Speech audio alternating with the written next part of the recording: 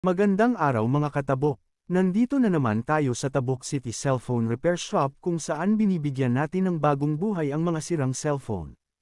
Eto mga kaibigan, isang cellphone na dinala sa atin.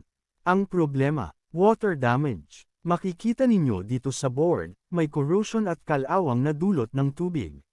Kung pababayaan ito, tuluyan ng hindi aandar ang cellphone. Ang unang gagawin natin ay lilinisin ang board gamit ang isopropyl alcohol at brush.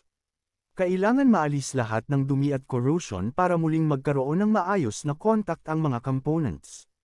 Pagkatapos malinis, gagamit tayo ng hot air para patuyuan at siguruhing walang natitirang moisture. Kung may sira o putol na linya sa board, i-repair natin gamit ang jumper wire o replacement parts.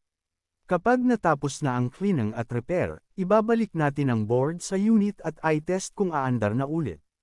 Sa ganitong paraan, nakakatipid ang customer at hindi na kailangan bumili ng bagong cellphone. Kaya kung may cellphone kayo na nabasa o biglang namatay, huwag nyo muna itapon.